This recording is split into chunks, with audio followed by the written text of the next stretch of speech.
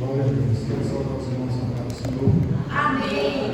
Glória a Deus. A oportunidade para o Senhor conceder nessa noite, para colocar os irmãos aos seus pés, estabilizar nessa noite de Mateus, capítulo 26.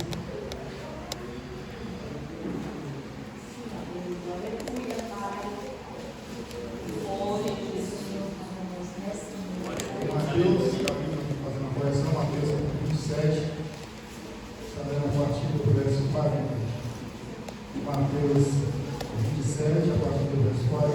Os irmãos, bom, está representando os irmãos estudando essa noite. Está aqui vigiando os filhos Adri, Isabela. Isabel. Está também aqui o Damião. Está aqui nos dando aula nessa noite, trabalhando comigo. Foi do trabalho. Deus venha se abençoar a cada vez que vamos estar aqui. Glória a Deus. Deus vai na honra com a sua presença e falou da palavra do Senhor. Como está o bem-vindo ao nosso irmão nessa noite? Sou bem-vindo em nome do Senhor Jesus Cristo. Glória a Deus. Mateus 26, 27, verso 40. Não, pode estar lendo. E dizendo, tu que destrói o templo, e em 3 dias o edifica, salva-te a ti mesmo. Se és o Filho de Deus, desça da cruz. E da mesma maneira também os príncipes do sacerdote, com os escribas e anciões e fariseus, escarnecendo, diziam: salvou os outros e a si mesmo não pode salvar-se? Se és o rei de Israel, desça agora da cruz e creremos nele. Confiou em Deus, livre-o agora, se o ama, porque disse: sou filho de Deus. E o mesmo lhe lançaram também sortes, e o mesmo lhe lançaram também em rosto os salteadores que com ele estavam crucificados. E desde a hora 6 houve trevas sobre toda a terra até a hora 9. O verso 50 e 51, e Jesus clamando outra vez com grande voz rendeu o Espírito. E eis que o véu do templo se rasgou em 2, de alto a baixo, e tremeu a terra e fenderam-se as pedras. Só até esse versículo, eu não posso falar nossa oração. Amém. Aleluia. Quero louvar a Deus por essa oportunidade tão maravilhosa que você me concede nessa noite. Sabemos que para mim é um privilégio muito grande poder estar aqui para falar a palavra do Senhor. Glória a Deus. Estamos diante de um texto muito importante para nós, onde relata o sacrifício do nosso Cristo por nossos pecados, relata o sofrimento de Jesus, ele passou ali no Calvário por nós. Mas antes de entrar nessa palavra, eu quero voltar um pouquinho no tempo. Quero que você também analise comigo, voltando ali para Gênesis, capítulo 1, onde Deus forma o homem por a terra, capítulo 1, a partir do verso 26 e 27. A palavra do Senhor vem falar que Deus forma o homem por a terra, sua imagem e semelhança. E o capítulo 2, verso 7, vai falar que Deus fez o homem, né, e soprou suas narinas, assim foi o fogo de vida. Então, quando eu vejo essa palavra, né, no início da criação, vamos dizer que Deus fez tudo perfeito, tudo que o Senhor fez era bom. Somente através da sua palavra, o Senhor ordenou que houvesse água, separação entre as águas, houve terra seca, e assim foi. O Senhor ordenou para que a terra viesse produzir animais, viesse produzir árvores, viesse produzir tudo que há sobre a terra, e assim sucessivamente tudo aconteceu. Mas quando chega para formar o homem, Deus ele vem fazer nós, né, a sua imagem e semelhança. Ele não vem falar homem, porque eu poderia muito bem falar para que a terra viesse nos dar o homem, né, na face da terra. Mas o Senhor, ele fez nós com as suas próprias mãos. Ele desenhou nós a sua imagem e a sua semelhança. Então, quando eu vejo isso, eu vejo o amor de Deus para com nós. Mas sabemos que Deus ele tem formado o homem, né, com o seu carinho, com o seu amor. Sabemos nós que Deus nos fez a coroa da sua criação.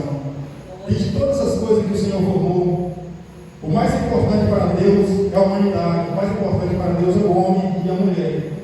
Então, quando o Senhor veio formar o homem, vamos dizer que o adversário aqui se levanta, né, para destruir, desde o início, o adversário já levanta para destruir o homem. Quando você entra no capítulo 3 do livro de Gênesis ainda, ali através de Adão e Eva, quando estavam no jardim, a Bíblia vem falar que o pecado entra ali na humanidade através de Eva, através de Adão, porque o Senhor formou o homem e colocou no jardim do Éden, e o Senhor deu uma ordem para que ele viesse dominar sobre toda a terra, sobre todas as coisas.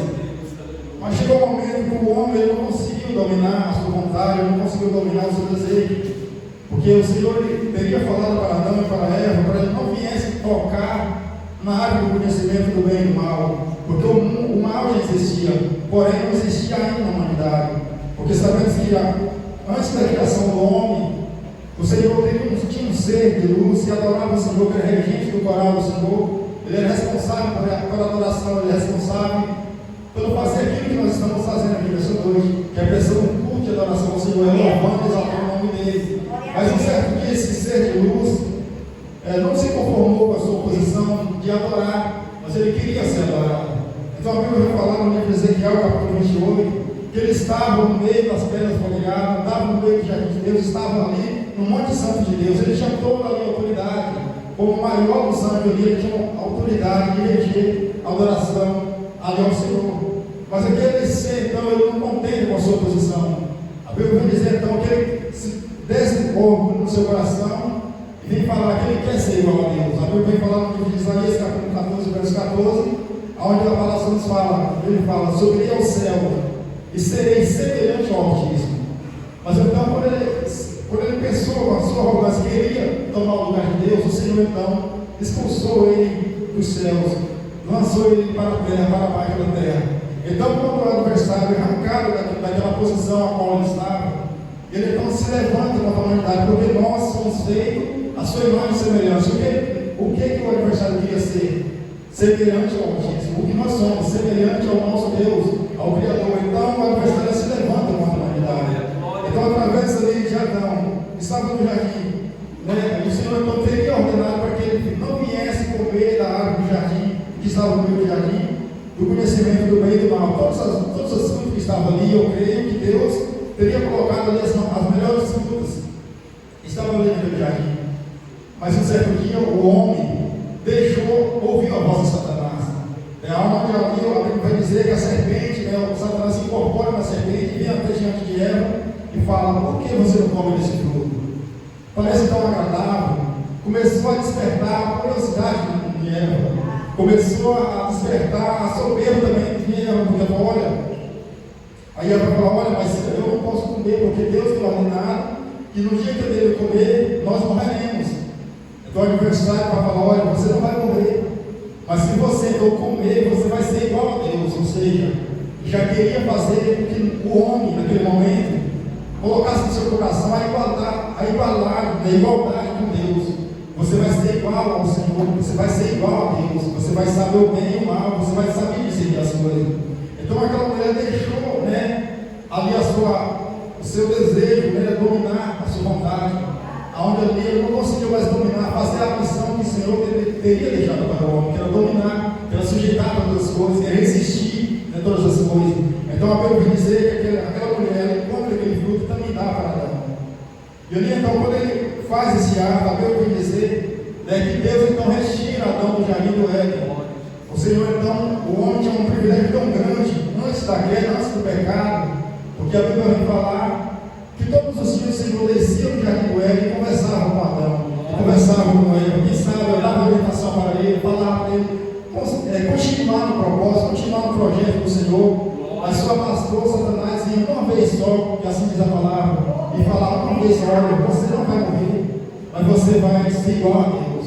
Então, quando eu leio essa palavra, eu já começo a imaginar o quanto nós somos falhos, o quanto nós somos inclinados para o mal, desde a criação, desde o princípio, porque através somente de uma palavra, somente de um conselho errado, o homem seguiu aquele conselho e destruiu toda a sua trajetória, toda a sua história. Mas Deus, com o seu amor, não poderia lançar para sempre a humanidade fora da sua presença. Mas o Senhor, ainda no jardim do Éden, no capítulo 3, o Senhor chama a mulher e faz para ela uma promessa. Mas a promessa é essa, que está no ventre da mulher, o Senhor usaria, nasceria alguém que esmagaria a cabeça de Satanás. Então, quando o Senhor faz aquela promessa, o adversário se levanta ainda mais projetos que o Senhor se levanta, vamos dizer, o adversário tenta parar, o adversário tenta barrar os projetos do Senhor. É natural nós imaginarmos nos dias de hoje, porque às vezes nós somos assim, nós pensamos na luta chega, as dificuldades chegam, o adversário nos bota, né, trabalho, tenta nos tirar a nossa motivação de adorar o Senhor, tenta nos tirar a motivação de vir para a casa do Senhor. Mas sabemos que Deus, o seu projeto ainda continua de pé. Sabemos então que o pecado se alastra na face da terra. E ali, a partir do capítulo 6 do livro de Gênesis, o Senhor vai chamar Adão e vai falar: olha, eu me arrependo de haver feito o homem, porque o homem está contaminado, o homem já não faz mais nenhuma coisa boa. Todos os seus pensamentos, as suas vontades, o seu desejo é mal continuamente. Eu vou destruir o homem que criei de toda a face da terra. Mas o Senhor então acha graça ali de 6 pessoas, Noé, ou seja, 8 pessoas. Noé com sua esposa e os seus 3 filhos com suas esposas. E ali quando o Senhor então manda um dilúvio, todos nós conhecemos a história, manda um dilúvio sobre a face da terra. E ali toda aquela humanidade, a não ser aquelas 8 pessoas, morreram. Mas quando novamente passa o dilúvio, Noé desce da arca e começa novamente a multiplicar ali a nação, a humanidade começa novamente a multiplicar, o pecado novamente domina o coração do homem. A Bíblia vem dizer então no livro de Isaías, capítulo 53, verso 6, que nós andávamos desgarrados como ovelha que não tinha pastor, todos nós andávamos por um caminho torto, todos nós fazíamos aquilo que era mal diante do Senhor. Porque a Bíblia vem dizer também que um certo dia Deus olha para a terra e procura um homem justo sequer, mas não acha ninguém. Todos estão mal, todos estão contaminados diante do Senhor.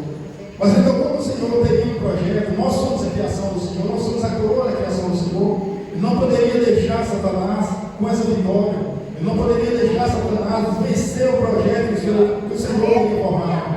Então foi necessário que Jesus então vê que ali, no tempo do sacerdote, no tempo da lei, como dizer que o homem quando pecava se levava uma oferta para o sacerdote, e o sacerdote ofertava aquela oferta para opacar, ou seja, encobrir o pecado da humanidade. Mas aquele sacrifício já não era mais o suficiente. Aquele sacrifício de animais já não era mais o suficiente para apagar, né, o pecado da humanidade, porque a humanidade estava corrompida totalmente. Então Jesus, Deus, com sua infinita misericórdia, Ele olha para a terra com seu olhar de misericórdia, com um olhar de amor. E ali a Bíblia vai dizer que Ele envia o seu Filho, o seu unigênito, para nascer uma virgem. Vamos ver a história a partir do livro de Mateus, capítulo 1. Vamos continuar vendo a história de Jesus Cristo. Não sabia que Ele nasce de uma virgem. E a Bíblia vai dizer então que Ele começa a crescer, começa a se desenvolver, né?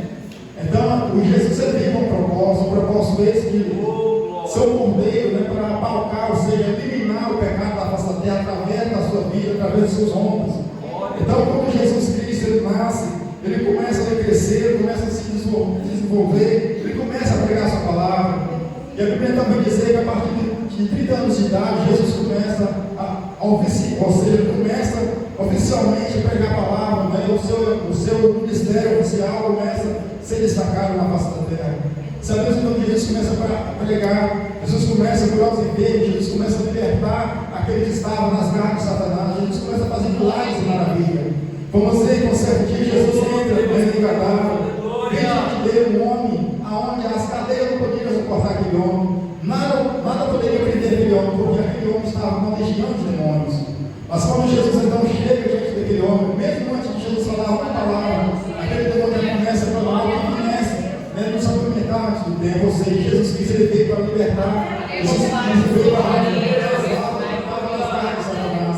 Então Jesus Cristo ele libertou aquele homem que há muito tempo já não conseguia nem entrar no lar, não conseguia mais estar na sua casa, mas a Bíblia vai dizer que ele estava no sepulcro, ele não usava mais veste, porque ele era um demoniado, estava cheio de legião de demônio, ele vivia no cemitério. Então Jesus Cristo libertou aquele homem. Jesus Cristo também veio curar aquela mulher que há 18 anos andava encurvada, de enfermidade, que Satanás teria lançado sobre aquela mulher.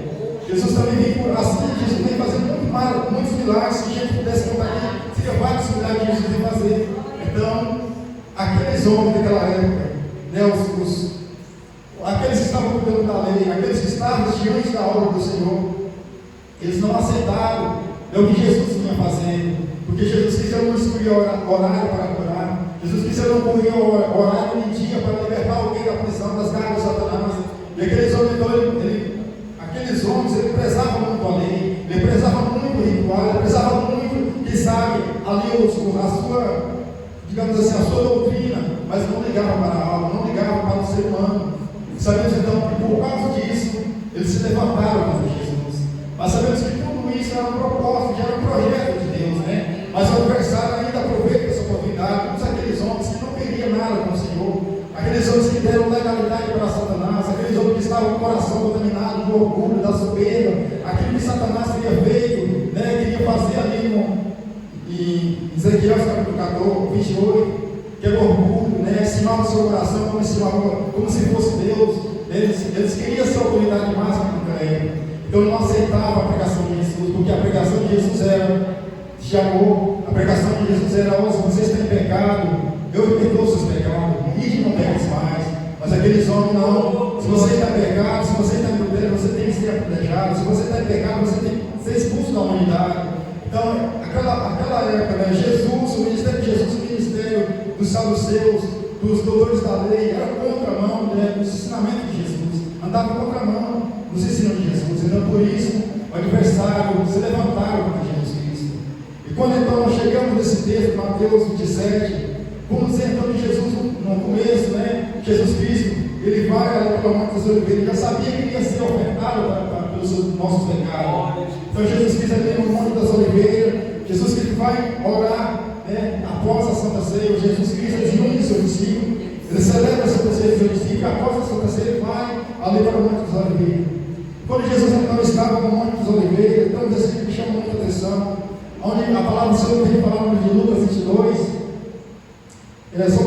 eu não lembro agora do versículo, mas está no capítulo de Lucas 22, a palavra do Senhor vem falar. Jesus então põe de joelho diante do Senhor e começa ali a organizar a tristeza, e começa com a intensidade de alma, com a amargura de alma, ele começa a clamar a Deus de uma forma tão grande que o seu suor se tornou em grande gota de sangue. Agora imagine quão grande foi a aflição que Jesus estava sentindo naquela hora, porque ele sabia o caso que ele ia passar, o sofrimento que ele ia passar pelas nossas vidas, não era fácil, o preço que ele ia ter que pagar pelos nossos pecados era muito grande.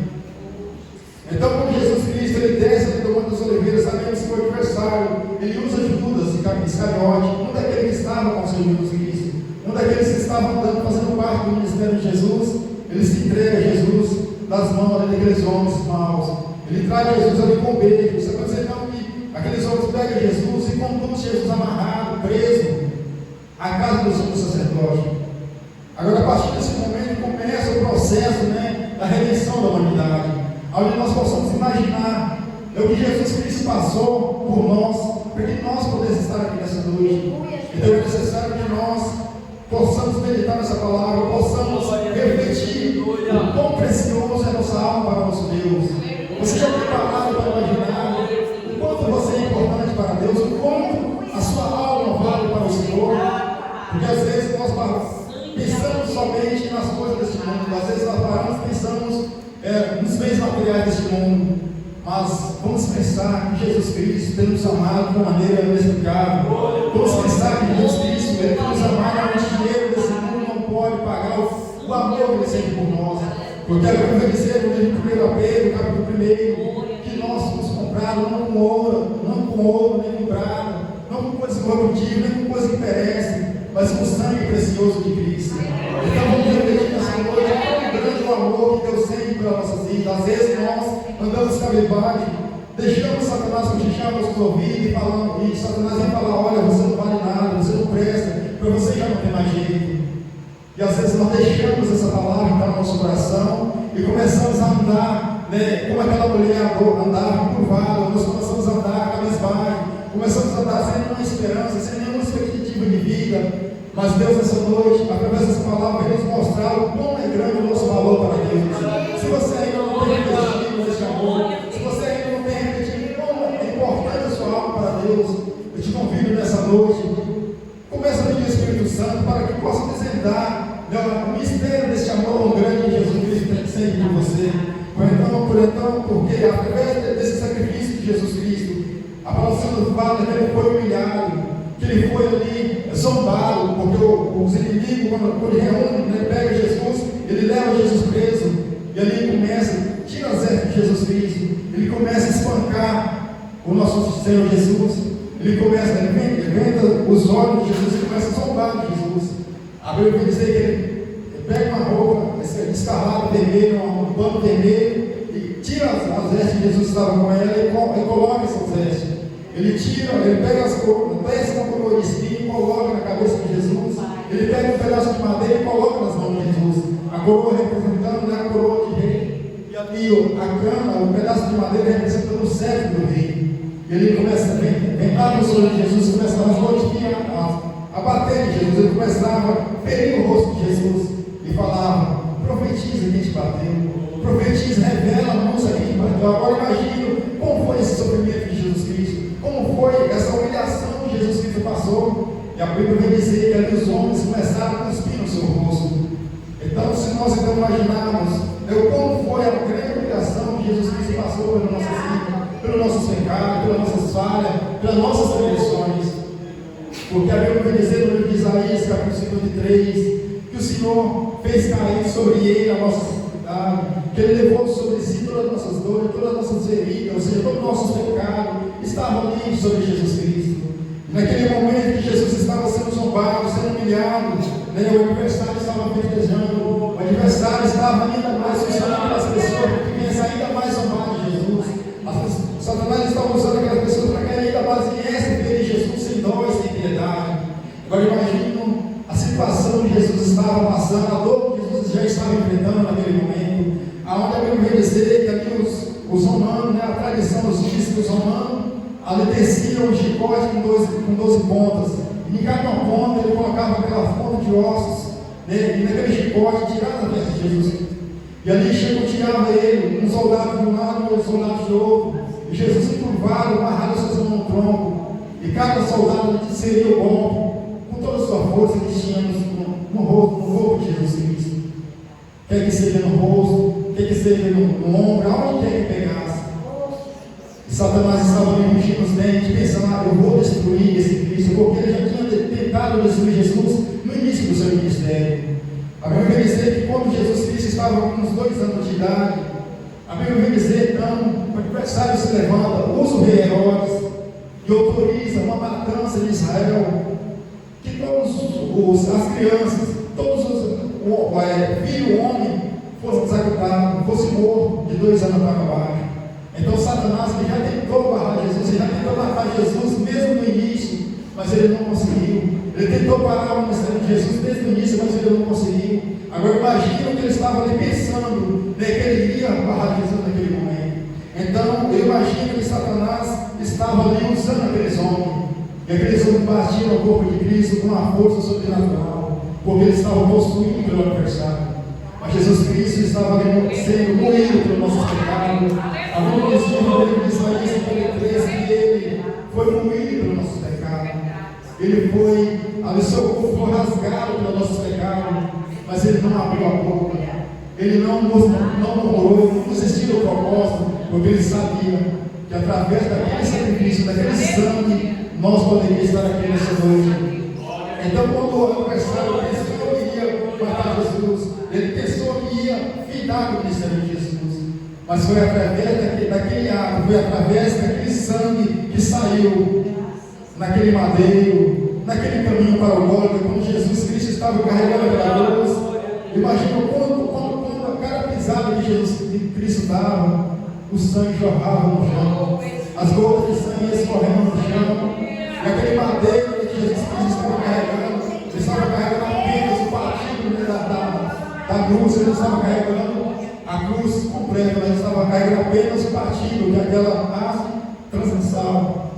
E ali a Bíblia vai dizer, a história nos diz que no seu pescoço estava uma placa, né, escrita a sua acusação.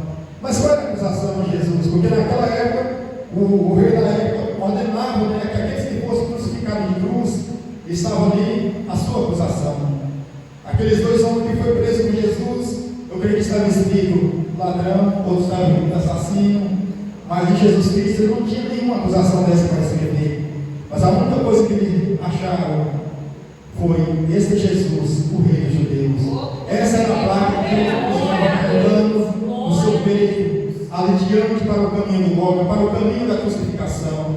Será que nós possamos imaginar, né, aquele Jesus que outrora estava no trono, aquele Deus que estava diante do Deus Pai, né, com toda a autoridade, com vestes de glória, com coroa de glória, com coroa celestial, agora estava vestido com vestes manchadas de sangue, com coroa de espinho furando o seu rosto. A história nos diz que aqueles espinhos tinham aproximadamente 15 centímetros, né, de tamanho. Agora imagine aquela dor que Jesus Cristo estava sentindo, porque além de ser grande, a história também diz que era um espinho que causava dormência e coceira ao mesmo tempo. Então o sofrimento para Jesus era muito grande, porque ele estava levando aquela coroa de espinho na sua cabeça. Mas o sofrimento maior não era somente a coroa de espinho. O sofrimento de Jesus maior não era somente os pregos que foi pregado nas suas mãos. O sofrimento maior de Jesus Cristo estava ali a nossa angústia, estava ali os nossos pecados, estava ali toda a unidade da humanidade. Vamos pensar em nós, quando nós estamos angustiados, quando nós estamos tristes, quanto difícil é para nós, né, sobressair naquela situação.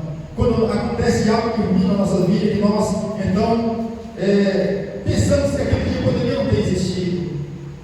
Nós ficamos tristes, cabisbaixos, angustiados, amargurados. Agora imagina essas coisas todas, né, sobre Jesus Cristo. Agora imagina tudo isso sobre os ombros de Jesus Cristo. Toda a nossa angústia, todas as nossas frustrações, todas as nossas mazelas, todos os nossos pecados estavam ali sobre Cristo.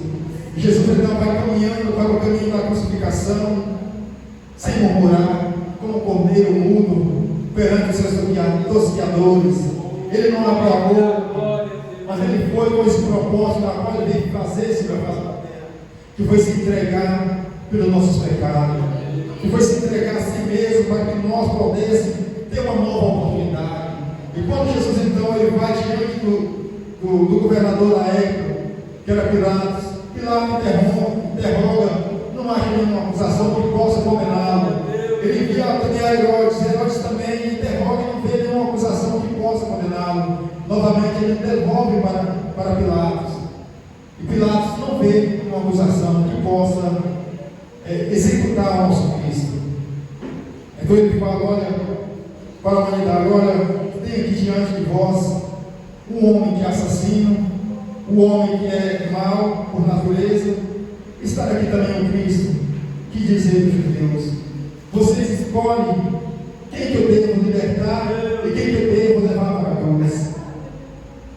Agora imagine aquela multidão, aquela mesma multidão que outrora teria gritado glórias, hosana nas alturas, aquela mesma multidão que ele teria estendido suas vestes para que Cristo pudesse passar montado no jumentinho, aquela mesma multidão que estava balançando os ramos de oliveira, gritando glórias, hosana nas alturas, bendito aquele que vem em nome do Senhor. Agora imagina aquela mesma multidão gritando, crucifica e solta Barrabás. Agora imagina o quanto foi a dor, né, que Jesus como homem estava sentindo naquele momento. Imagina até mesmo aquele que Jesus teria curado, quem sabe poderia estar ali gritando, crucificam. Quem sabe até mesmo aquele que Jesus teria alimentado ali quando ele alimentou aquela multidão, com 5 pães e 2 peixinhos, que alimentou mais de 5 mil homens e mulheres. Agora imagina aquela mesma multidão que um dia Jesus saciou a sua fome, que um dia Jesus levou a palavra de esperança. Aquela mesma multidão agora estava chamando, crucifica Jesus e solta Barrabás. Mas quando eu vejo essa história, ali eu vejo que Barrabás estava ali representando. Barrabás estava ali representando a humanidade. E Jesus estava representando o Cordeiro de Deus. Porque se Deus fosse liberto, nós não teríamos essa oportunidade que temos hoje. Mas então, quando ele solta Barrabás, significa que ele estava soltando a humanidade do pecado. Ele estava falando, olha, você está livre. Você está livre para escolher se você quer continuar nessa vida de pecado ou se você quer mudar de vida. Porque outrora a humanidade não tinha escolha. Outrora, antes a humanidade estava presa nas garras de Satanás.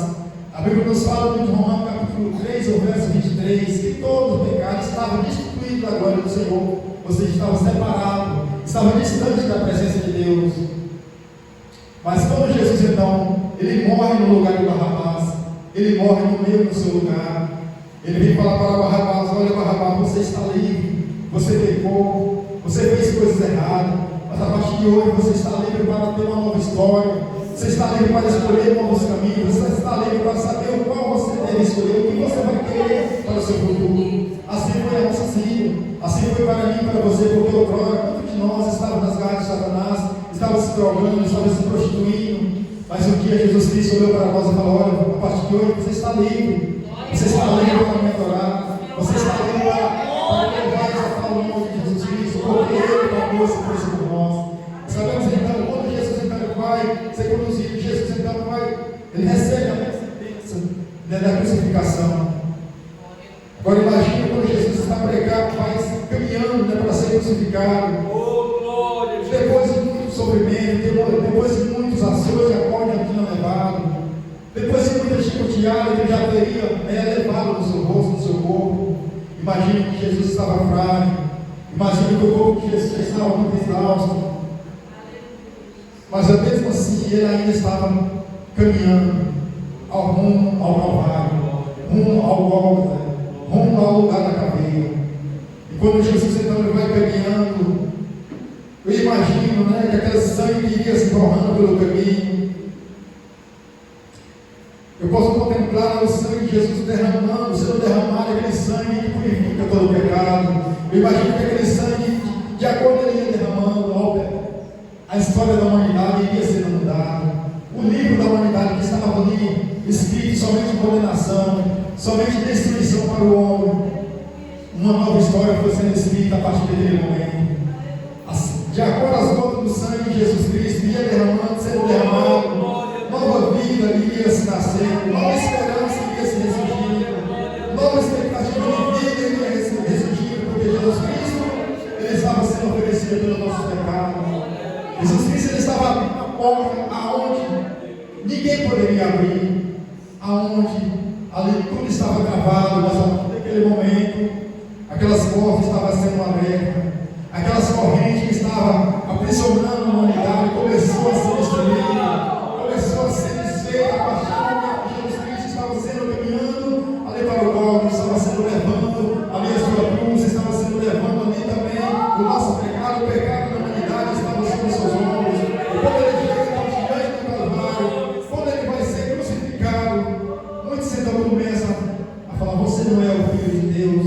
Começam a lançar ali a dúvida para Jesus Cristo. Você não é o Filho de Deus, por que você está passando por isso? Para que nós possamos crer que realmente você é o Filho de Deus. Então, quando eu vejo essa palavra, eu me alegro todas as vezes que o adversário se levanta e tenta me parar, porque eu sei que ele tentou parar Jesus Cristo. Eu sei que eu não sou o único que ele tenta parar. Eu sei que você não é o único que Satanás fala para você que você não vai conseguir. Mas essa noite eu quero liberar uma palavra dessa noite, que você vai conseguir, que você vai conseguir chegar em outro lado.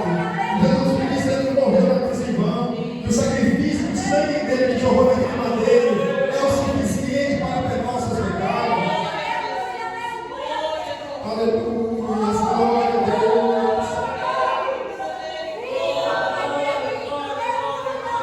Não importa qual pecado você tem cometido, não importa qual eu sei do seu passado, não importa qual a situação você tem iniciado até hoje, mas o que importa é se você crê que o sangue de Jesus Cristo é o suficiente, que o sacrifício de Cristo foi o suficiente para purificar de todo pecado. Não importa o seu passado, não importa o seu presente, mas o que importa é se você decidir o seu futuro com Cristo hoje, todas as coisas vão ser mudadas.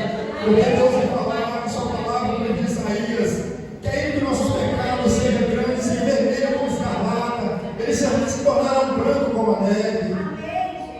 Porque Jesus Cristo, ele morreu para perdoar todo tipo de pecado.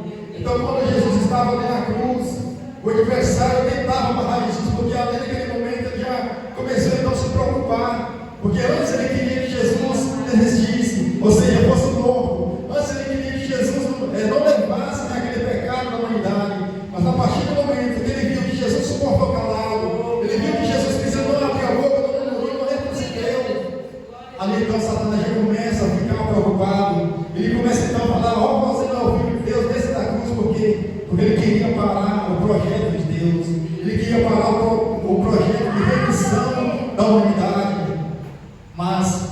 Cristo, ele permaneceu calado. E ali muitos falaram para ele: você curou muito, você libertou muitos, mas você não pode se libertar a si mesmo. Você fez muitos milagres, curou muitos enfermos, ressuscitou até morto, mas você não pode descer essa cruz. Você não é o Filho de Deus. E quantas vezes o adversário tem chegado para nós, tem usado alguém e falado: por que você está passando por essa situação? Por que você está tão cabisbaixo? Você não serve a Deus, você não diz que é servo do Senhor? Por que você está passando por essa luta, por essa enfermidade, por esse problema? Então o adversário, ele não sabe que a Bíblia vai dizer que a nossa leve e momentânea tribulação, mas para se comparar com o peso de glória, a nossa vai ser revelada. O adversário não sabe que o nosso choro pode durar um momento, mas a alegria ela veio para amanhã. O adversário não sabe que a nossa alegria que nós vamos ter eternamente, ninguém vai poder tirar da nossa vida. Então o adversário, ele tenta disparar, ele tenta barrar a sua igreja, ele tenta tentar, desde a fundação do mundo, desde a criação do mundo, ele tenta barrar. Aleluia.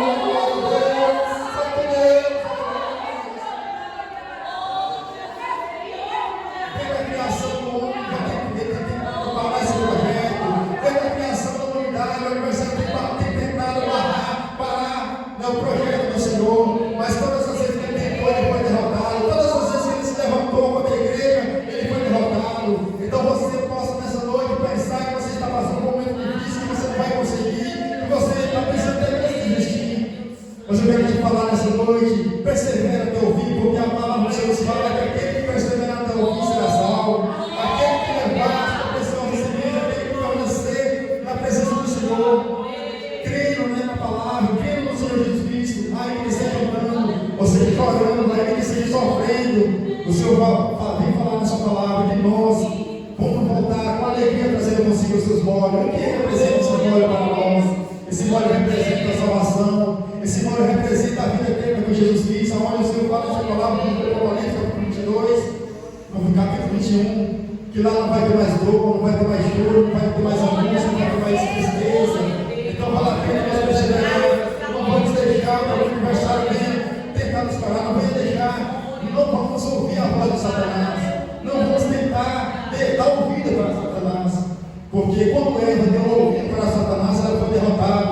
Quando ali Sansão ele deu ouvido para a voz do adversário, ele foi humilhado, ele ficou cego, ele foi ali para a prisão. E sabe que todos aqueles que deram ouvido à voz de Satanás, ele não vencerá a batalha. Ele foi derrotado.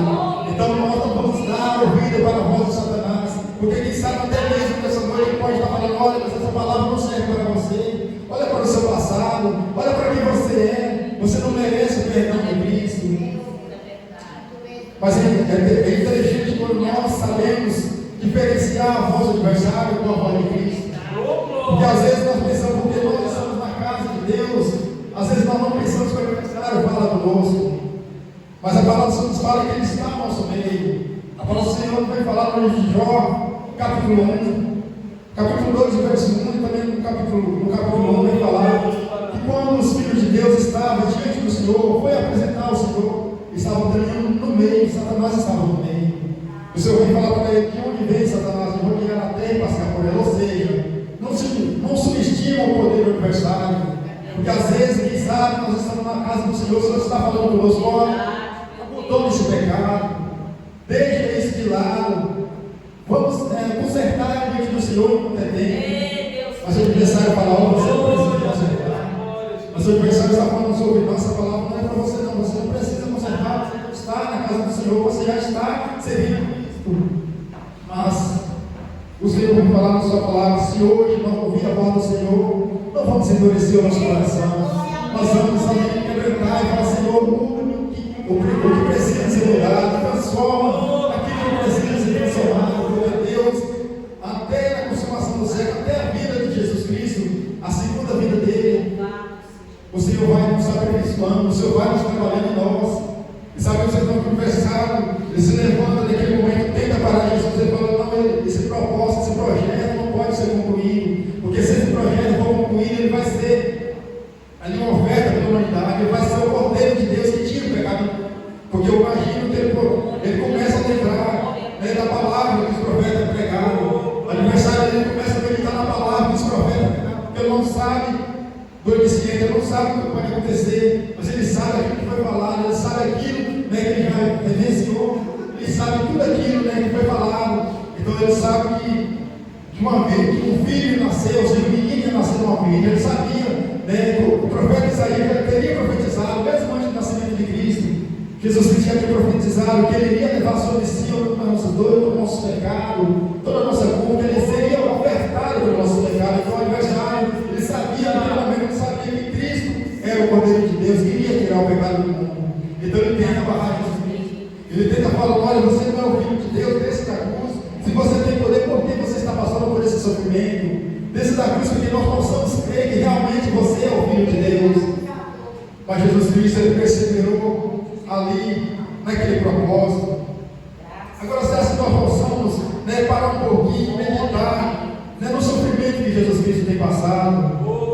Às vezes nós assistimos aquele filme, né, que passa Sexta-feira da Paixão, mas aquilo não é nem para se comparar com o sofrimento que foi, que Cristo passou.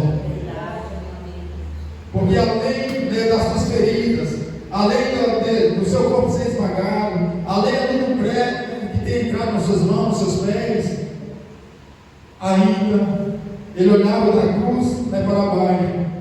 A palavra nos fala que quando ele foi preso, né, todos os discípulos, todo aquele que falava que eu te amo, eu vou contigo até a morte, a palavra nos fala que todos deixaram o Senhor, que todos aceitaram o Senhor Jesus Cristo, deixou ele sozinho. Agora imagine Jesus Cristo como um homem. Como Deus ele não sentia, né, abandono, como Deus ele não sentia. Mas a Bíblia fala que ele era 100% Deus e ele era também 100% homem. Agora imagine Jesus como um homem naquele momento. Fala: mas cadê aquele que falava que me amava? Cadê aquele que falou que iria comigo até a morte? Cadê aquele que eu ressuscitei? Cadê aquele que eu curei? Cadê aquele que eu fiz milagres na vida dele? Que me dava glória, que falava que me amava. Mas agora eu olho e não vejo ninguém. Só algumas pessoas, João vai falar que algumas pessoas que estavam ali pela cruz, e dentre elas a Maria, mãe de Jesus, estavam assim algumas mulheres, né, aos pés da cruz. Mas a maioria daquela multidão, a maioria daqueles discípulos que estavam com Jesus Cristo, estavam todos ausentes. Agora imaginam a dor da traição que Jesus Cristo estava sentindo naquele momento, a dor da humilhação, também a dor do abandono. Só quem já passou por um abandono sabe o quanto dói. Só quem já foi abandonado, rejeitado por alguém, sabe o quanto a rejeição dói no seu coração. Agora imagine Jesus Cristo naquele momento falando: olha, eu só fiz bem para a humanidade, eu curei, eu libertei, mas todos eles agora viraram as costas para mim. Agora imagine Jesus como um homem, né, a angústia que ele estava sentindo, o desprezo que ele estava sentindo naquele momento. Mas então, quando Jesus Cristo ele vai prosseguir, né, na sua jornada, no seu propósito de ser consumado ali na cruz do Calvário. E a Bíblia então nos fala que Jesus Cristo então chega um momento onde ele olha para o céu e não consegue ver a face do Deus Criador. Esse é o momento crucial da vida de Cristo. Esse foi o momento mais difícil para o nosso Senhor Jesus Cristo. Porque desde a fundação do mundo ele estava ao lado do seu Pai. Desde a fundação do mundo ele estava tendo contato, né, com o Senhor, Deus Criador dos céus e da terra. Mas naquele momento, eu imagino que Jesus ainda olha para o céu e não contempla o rosto de Jesus, do Deus Criador. Ele não contempla a face do Deus Criador. Naquele momento, além da humanidade, além do homem que estava ali, que teria abandonado o nosso Deus, o nosso Jesus Cristo, também naquele momento ele sente a dor da falta de ver a presença do nosso Deus. Porque a Bíblia nos diz no livro de Isaías, capítulo 60, o verso 1 e 2, que fala que as mãos do Senhor não estão entendidas para que não possa abençoar, e os seus ouvidos não estão gravados para que não possa ouvir. Mas o nosso pecado nos envolve na presença do Deus Criador. E naquele momento, o pecado de toda a humanidade estava sobre Cristo. Então o pecado encobriu a face entre Deus, essa separação entre Deus e Jesus Cristo. Então naquele naquele momento ele começa a clamar: Eli, Eli, lama sabachthani. Deus meu, por que me desamparaste? Glória a Deus. Aleluia. Neste momento, para Cristo, foi o momento mais difícil da sua vida, do seu ministério.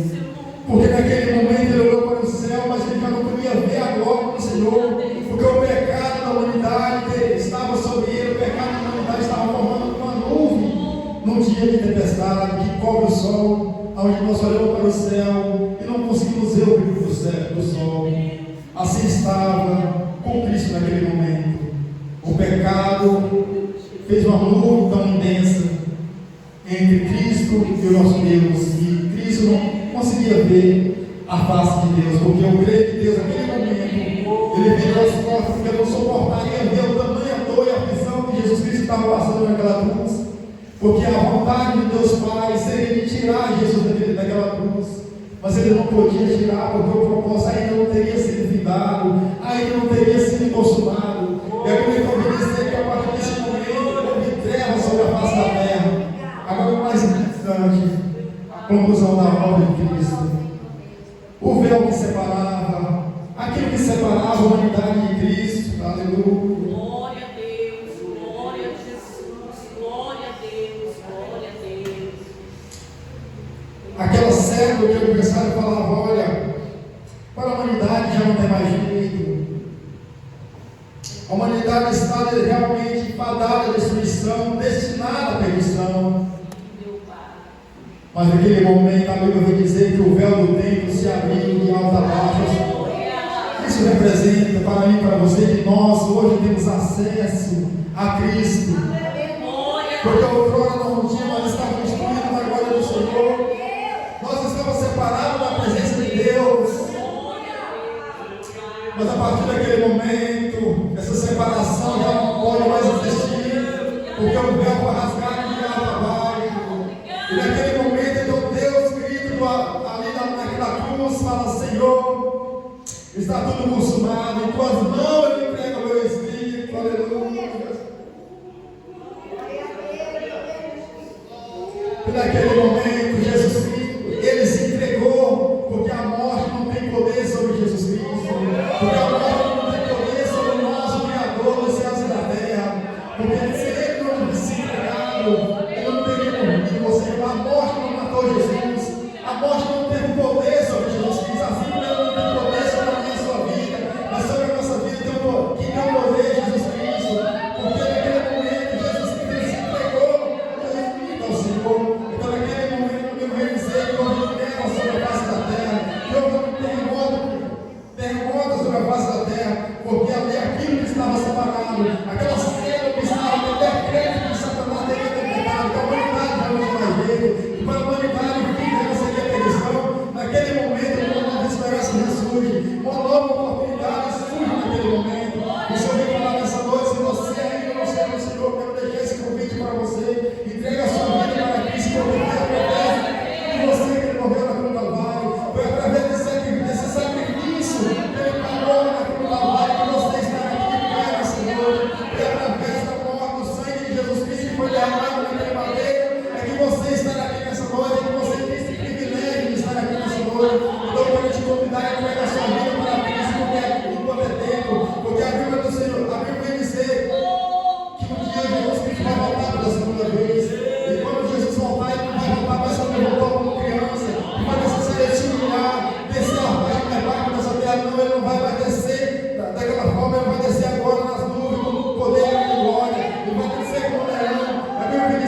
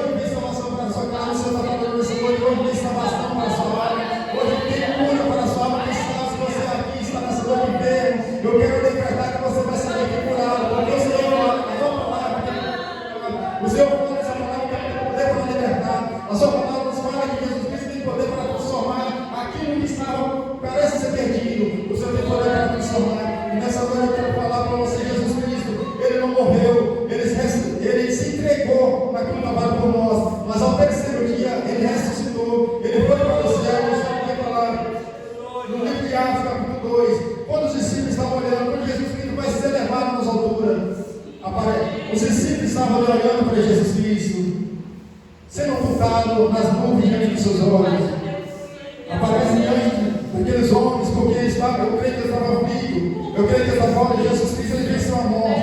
Ele ressuscitou. Ele passou conosco aqui ainda 40 dias. Eu pensei que ele ia continuar conosco. Mas agora ele está sendo levado ao céu. Imagina que aqueles discípulos começaram a sentir tristeza no seu coração. Mas de repente veio uma palavra de esperança. Veio uma palavra de ânimo para aqueles discípulos. Olha, esse mesmo Jesus que você vê subir lá nas nuvens. Esse mesmo Jesus vai voltar, assim como apareceu a vez dia, vai voltar nas nuvens para buscar a sua igreja.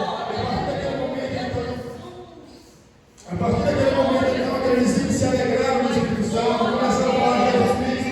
Ele morreu, ele ressuscitou no terceiro dia, ele foi para o céu, mas ele vai voltar para buscar a sua igreja. Então, se você está preparado para o encontro do Senhor Jesus Cristo, se você ainda não está preparado, eu quero te convidar a preparar nessa noite. Entrega a sua vida para Cristo, porque foi por você que ele tem morrido.